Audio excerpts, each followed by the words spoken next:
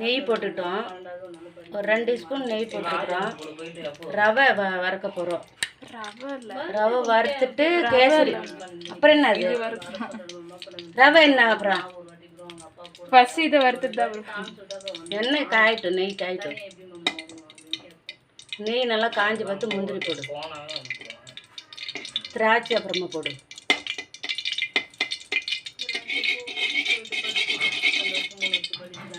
முந்திரி போடு.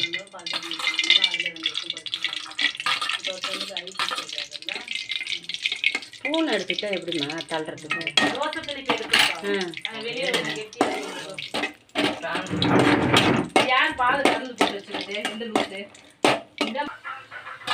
முந்திரி போட்டு தீஞ்சு அது சிவந்துக்குச்சு நல்லா. கம்மி பண்ணிக்கோ. துணி எடுத்து வச்சு பிடிச்சிக்காது. விடு, தட்டில் எடுத்து வச்சுக்கோ தனியாக. அந்த தட்டில் தள்ளு ஒரு பக்கமா. கிண்ணம் வச்சுக்கிட்டியா? நெய் போட்டுக்கலாம். நெய் நல்லா காஞ்சி பார்த்து ரவை போட்டு வறுக்கணும் நல்லா.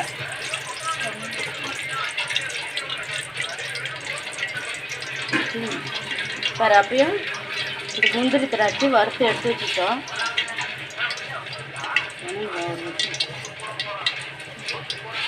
நெய் நல்லா காஞ்சிச்சு பாருங்க. ரவை கொட்டிட்டோம். இதால் 1 கப்பு எடுத்துக்கணும். இதால் 1 கப்பு எடுத்துக்கலாம். போட்டு நல்லா இப்படி மிக்ஸ் பண்ணி கலக்கணும். நல்லா வறுந்து வரணும். நல்லா போய் நிறைவா வறுந்து வந்த பார்த்து பொன்னிறம் தான் சொல்கிறேன்.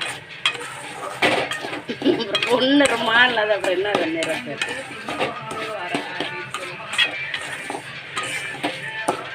பொன்னிறமாக வறுத்துக்கணும். அது நான் சொல்கிறது நல்லா இல்லைன்னு என் பேத்தி வந்து நல்லா க்ளீனாக சொல்லுன்னு சொல்கிறாங்க.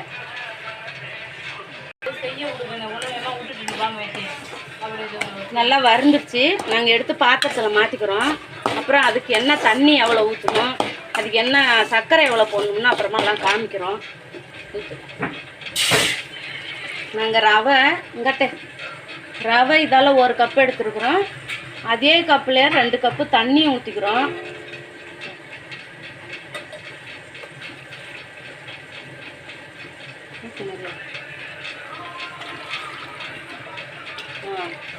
ரெண்டு கப்பு தண்ணி ஊற்றிட்டோம். லைட்டாக பொடி உப்பு கொஞ்சோண்டு போட்டுக்குவோம்.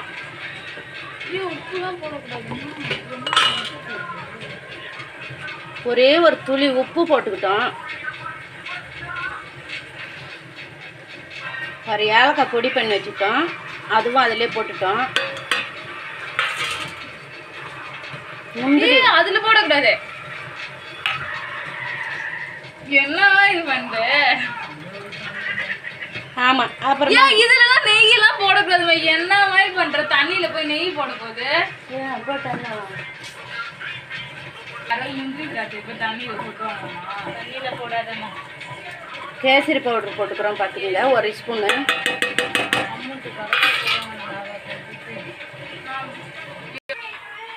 தண்ணி நல்லா கொதிச்சு வந்துச்சு. இப்போ ரவையை கொதிக்கணும். இதில் கொட்டி நல்லா கட்டிப்படாமல் கிண்டிக்கணும். கட்டிப்படாமல் கிண்டி நல்லா அழகாக வந்தால் தான் அப்புறமா நெய் போடணும், முந்திரி திராட்சைலாம் போடணும். நல்ல கலர் வருது.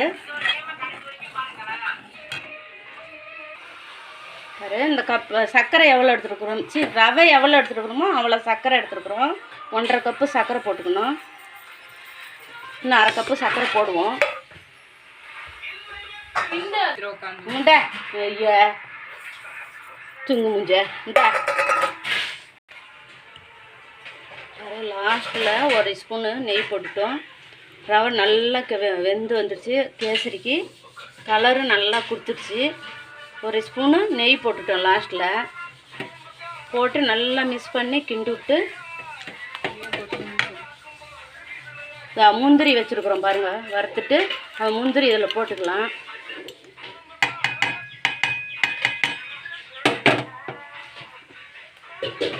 போட்டு நல்லா மிக்ஸ் பண்ணணும். எல்லாம் ஓகே ஆகிடுச்சு கேசரி. இதை நம்ம பாத்திரத்தில் வேணும்னா மாற்றிக்கலாம், வேறு பாத்திரத்தில் மாற்றிட்டு எடுத்து வச்சுக்கலாம், நம்ம சாப்பிட்டுக்கலாம். நல்லா இங்கே பாரு அழகாக வந்துடுச்சு, சூப்பராக வந்திருக்கு. Super super super.